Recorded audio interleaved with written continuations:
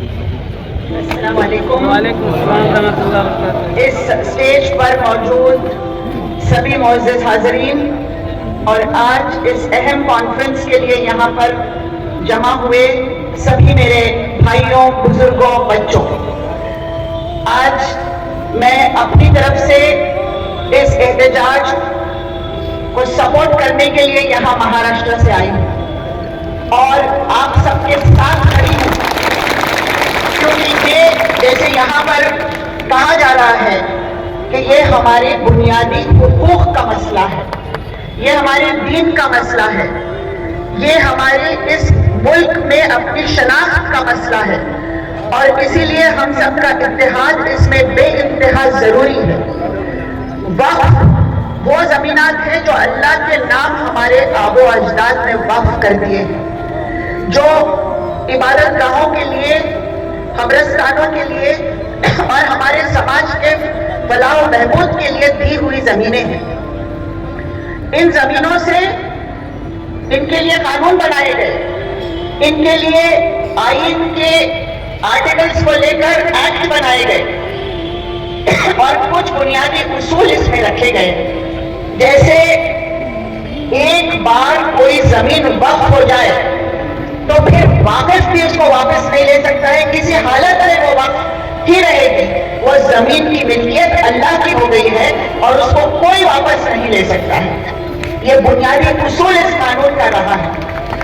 دوسرا اہم اصول یہ رہا ہے کہ اگر کوئی زمین کئی برسوں سے وقف ہے، ان کے پاس کوئی کاغذ پیپر نہیں ہے، کوئی ڈاکیومنٹ نہیں ہے، لیکن وہ زمین کا استعمال وقف کے لیے ہو رہا ہے، تو وہ وقف بائی یوزر کہا جاتا ہے.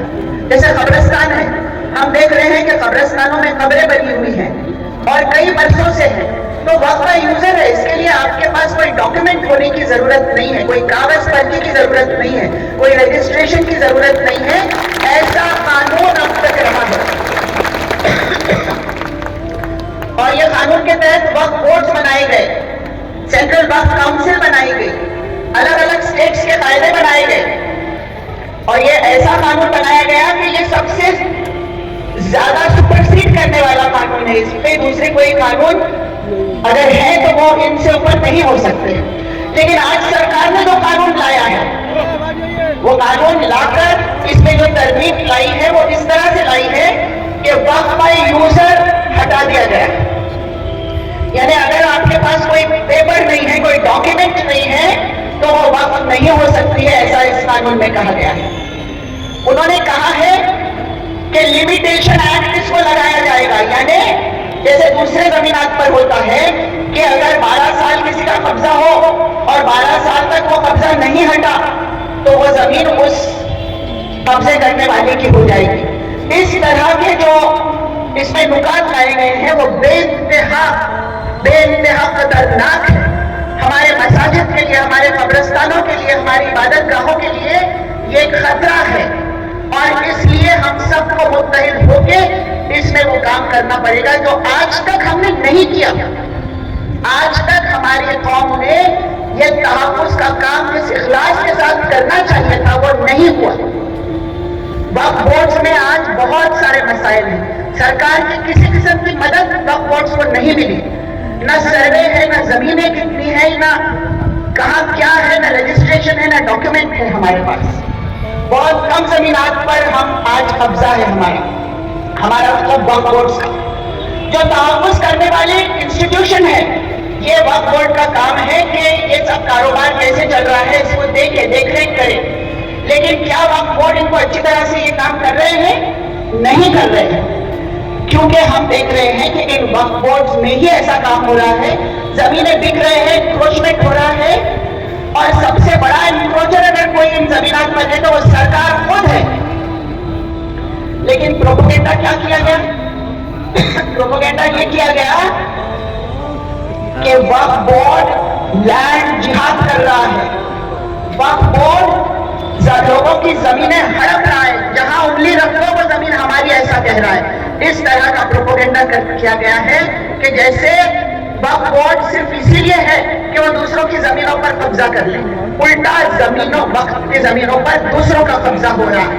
तो इसलिए मैं एक बात सरकार को खुले तौर पर कहना चाहती हूँ, हमारे कुरान पाक में सूरे अल इमरान में बात कही गई है, लन तनालु बिर्रे हत्ता तुनफिकू मिम्मा तुहिब्बून। अल्लाह जब तक उस इंसान को पसंद नहीं करता है, जब तक अल्लाह की राह में वो अपनी पसंदीदा चीज दे नहीं देता है।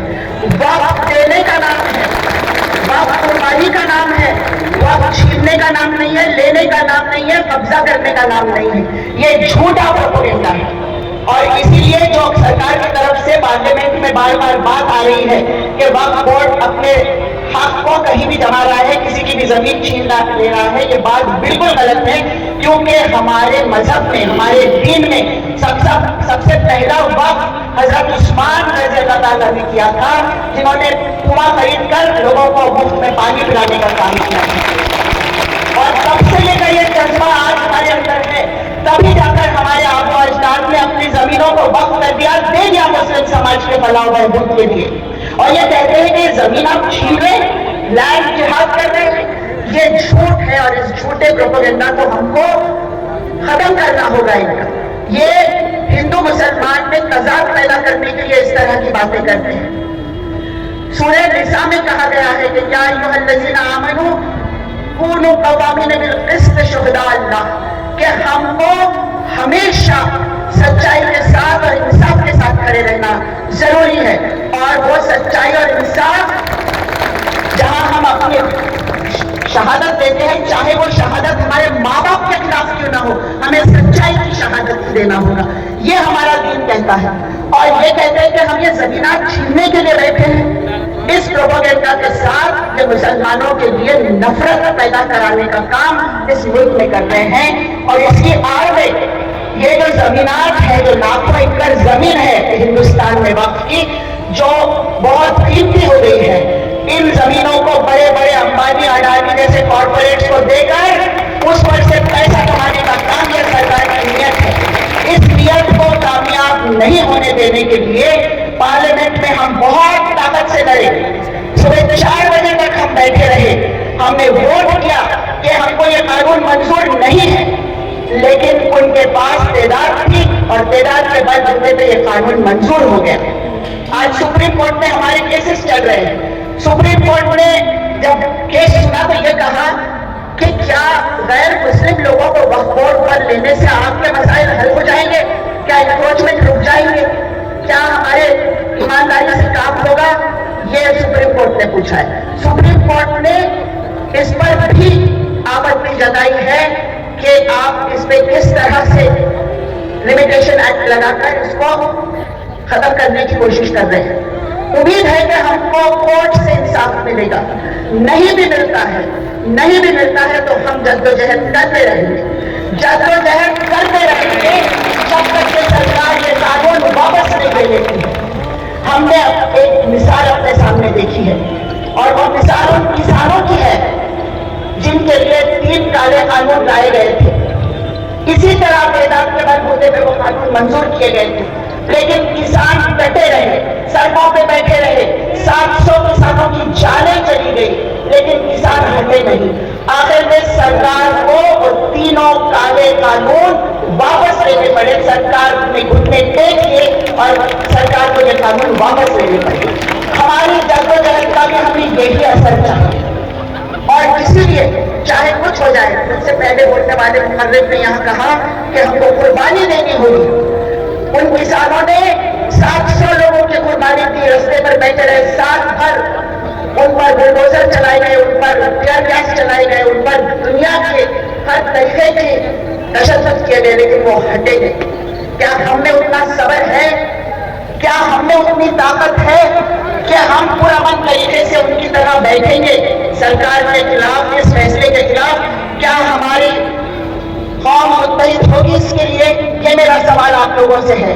अगर हम मुत्तहिद होते हैं तो हम भी सरकार को घुटने टेकने पर मजबूर कर सकते हैं, लेकिन इसमें आप सबकी ताकत की जरूरत है। और जिस दिन ये दीन की ताकत सामने आएगी कि हम सब एक है, اس قانون سے جو بٹانے کی کوشش کر رہے ہیں ہمیں، شیعہ میں، سنی میں، بہرے میں، افغانی میں، فلانے میں، ہم بٹیں گے نہیں، ہم ایک ہیں اور ایک رہیں گے۔ جاتے جاتے ایک بات کہوں گی، فلک کی چاہ ہے جہاں بجلیاں گرانے کی، فلک کی چاہ ہے جہاں بجلیاں گرانے کی، ہماری بھی ضد ہے وہی آشنا بنانے کی۔